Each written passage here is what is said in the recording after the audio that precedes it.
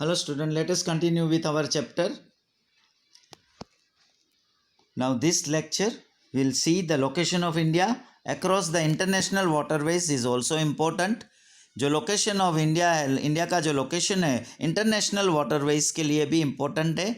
With the opening of Suez canal in 1869, जो 1869 में Suez canal को ओपन किया, the distance between India and Europe has reduce by about 7,000 kilometre. 7,000 kilometre का distance कम हो गया था ये सुएज कैनाल की वजह से, इंडिया और यूरोप के बीच का distance. Sea routes connecting East and Southeast Asia and Australia to Africa and Europe passes through Indian Ocean. जो सी रूट से कनेक्टिंग जो होता है east and south east Asia से और ऑस्ट्रेलिया से अफ्रीका एंड यूरोप का, ये इंडियन ओशन से ही पास होता है. द करकम African waterway and Suez canal waterways pass by India, और ये African waterway and Suez canal waterway India से ही पास होता है. Canada and USA can be reach through the same waterway. Canada and US को भी हम यहाँ से ये वाटरवेज से पहुँच सकते हैं via strait of Malacca and the Pacific Ocean, और पैसिफिक ओशन से हम ये वाया होके वहाँ पहुँच सकते हैं. India has contact with many countries since many centuries. बहुत सेंचुरीज से ये कंट्रीज, बहुत सारे कंट्रीज के कॉन्टैक्ट में है India. Goods and ideas are being exchange since ancient times. पुराने समय से goods, material and ideas exchange होता रहा है इंडिया के साथ.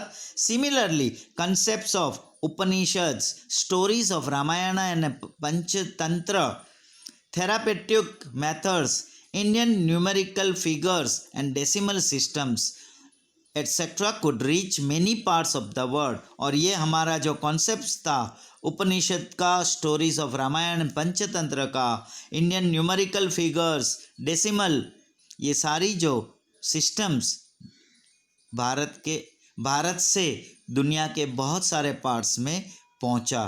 India has an important location in South Asia. South Asia में इंडिया का एक इम्पोर्टेंट लोकेशन रहा है. There are 29 states and national capital territory and 6 union territories in India. हमारा इंडिया जो बना हुआ है जिसमें 29 स्टेट्स से एक नेशनल कैपिटल टेरिटरी है एंड 6 यूनियन टेरिटरी से भारत देश बना हुआ है. India holds an important place in South Asia. There are 29 states, 1 national capital territory of Delhi and 6 union territories in India. Now like to know में Telangana was created as 29 state from its mother state Andhra Pradesh on 2 June 2014. Andhra Pradesh से ये एक Telangana state 2 जून 2014 में नया बना, जो 29वां राज्य बना अपना भारत देश का. नेबर्स ऑफ इंडिया, अगेन ये जो मैप है वो मैप के ज़रिए आप अगर देखोगे तो भारत देश के जो पड़ोसी देश कौन से हैं. So India has a common land boundary with Pakistan and Afghanistan in northwest. North में जो है Pakistan and Afghanistan, with China, Nepal, Bhutan in north east में चाइना, नेपाल एंड भूटान है, and with Myanmar and Bangladesh in the east, और ईस्ट में Myanmar and Bangladesh. Correct. In the south, अब south में जो है Sri Lanka and Maldives are our maritime neighbours. ये जो है वो मैरीटाइम नेबर्स है हमारे श्रीलंका एंड मालदीव्स जो साउथ में है. India and Sri Lanka were separated by Palk strait and gulf of Mannar. India and Sri Lanka जो है सेपरेट हुआ है वो by Palk strait and gulf of Mannar. ये जो बीच में है that is gulf of Mannar and Palk strait. Lakshadweep islands जो है are located in Arabian sea में लोकेटेड है. while Andaman Nicobar Islands are located in Bay of Bengal. जो आप मैप में देखोगे तो बे ऑफ बंगाल के पास अंडमान निकोबार आइलैंड्स लोकेटेड है. Likes to know में Indira Point, which was the southernmost point of India, was submerged in 2004 due to tsunami. Tsunami जो 2004 में आया था तो इंदिरा जो पॉइंट था southern most point of India में वो सबमर्ज हो गया था. विद दिस इसके साथ few islands of Andaman Nicobar were also submerge in the ocean. और ये 2004 में जो सुनामी आया था तो अंडमान निकोबार के कुछ आइलैंड्स भी ये ओशन में सबमर्ज हो गए थे. Now geological structure. The current physiography of India is the result of tectonic and crustal movements of the earth. जो हमारी करंट फिजियोग्राफी है वो कैसे बनी है? Is the result of tectonic and crustal movement of the earth. Movement का crustal movement और tectonic की वजह से. Both constructive as well as destructive effects of this movements are seen. और इंडिया में ये दोनों की कंस्ट्रक्टिव एंड डिस्ट्रक्टिव कुछ उसके फायदे और उसके कुछ नुकसान इफेक्टिव्स ऑफ दिस मूवमेंट्स हमने देखा. The knowledge about the interior of the earth is very interesting. अगर हम अर्थ के नीचे इंटीरियर पार्ट में जानना चाहे तो उसका नॉलेज बहुत ही इंटरेस्टिंग है. The crust of the earth floats over the semi liquid rocks of the asthenosphere. जो हमारा क्रस्ट ऑफ द अर्थ है, जो लेयर है, आउटर पार्ट जो है अर्थ, वो floats over the semi liquid rocks of, जो सेमी लिक्विड से बना हुआ रॉक से जो एस्थेनोस्फियर, जिसको जो lower layer of the crust बोलता है, जो उसका लोअर पार्ट, लोअर लेयर है. Heat is generated due to the radio active process in the interior of the earth. अंदर का अर्थ में, इंटीरियर ऑफ द अर्थ में हीट जनरेट होता है. किसकी वजह से? रेडियो एक्टिव प्रोसेस की वजह से. It tends to reach the surface of the earth by generating convectional currents. और ये अर्थ की सरफेस में रीच होता है, पहुंचता है bye generating convectional currents. Convectional currents की वजह से जो सर्कुलर होता है, मोशन होता है, जिसकी वजह से ये जनरेट होता है.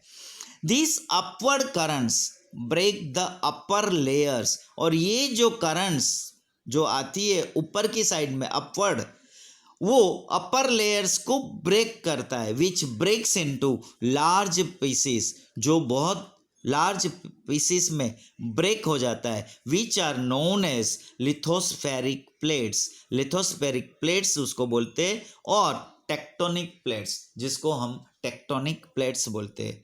There are 7 major tectonic plates, जिसके 7 मेजर टेक्टोनिक प्लेट्स है. These are Pacific plate, northern American plate, southern American plate, European plate, African plate, Indo Australian plate and Antarctic plate. ये जो यहाँ जो मेजर प्लेट्स का जो है 13.6 में जो दिखाया है डायग्राम में, जिसमें वो 7 प्लेट्स दिखाई है जो अलग अलग पैसिफिक प्लेट्स है, northern american plates, like that. At some places this plates come closer to each other. कुछ प्लेट्स धीरे धीरे होके एक दूसरे से नज़दीक आती है, come closer to the each other, which are known as convergent plates, जिसको कन्वर्जेंट प्लेट्स बोलते हैं. Due to divergence and convergence processes, ये डाइवर्जन एंड कन्वर्जेंस प्रोसेस की वजह से folding and faulting take place, जिसमें ये कुछ फोल्ट जनरेट होता है, फोल्ट आती है. Due to the movements of this plates over million of years, बहुत सारे सालों के बाद ये मूवमेंट्स जब होती रहती है ये प्लेट्स में, shapes of landforms as well as their location have change, और ये जो लैंड फॉर्म्स के शेप होते हैं और उसका जो लोकेशंस होता है वो चेंज हो जाता है.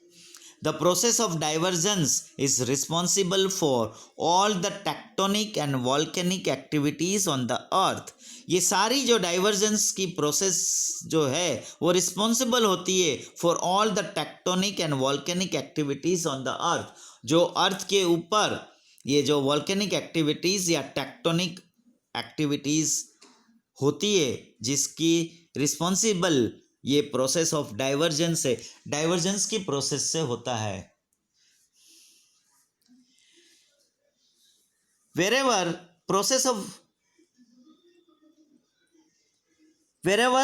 of divergence is responsible, wherever these drifting plates have collided with one another, it has resulted into mountain building process. जब ये प्लेट्स ड्रिफ्टिंग होके कोलाइड विथ वन अनदर, एक दूसरे से क्लैश होती है, it has resulted into mountain building process, जिसका परिणाम स्वरूप एक ऐसा माउंटेन बिल्ड होता है ये प्रोसेस से. Wherever these plates drift away, ये जब ये प्लेट्स ड्रिफ्ट अवे होती है, fissures are created within landforms and oceans, और लैंडफॉर्म्स एंड ओशंस में ये फिशर्स मतलब एक ऐसी तिराड़ें पड़ती है, are created. The continents situated along these fissures are drifting continuously. Such plates are called convergent plates. ये जो कॉन्टिनेंट्स इस सिचुएशंस पे जब होती है, कॉन्टिनेंट्स जो भी ये फिशर्स जो ड्रिफ्टिंग कंटिन्यूसली होता है, ये प्लेट्स को कन्वर्जेंट प्लेट्स बोला जाता है. So geographical structure we have seen, neighbours of India we have seen. We'll stop here. We'll continue the next portion of this chapter in next lecture. Thank you.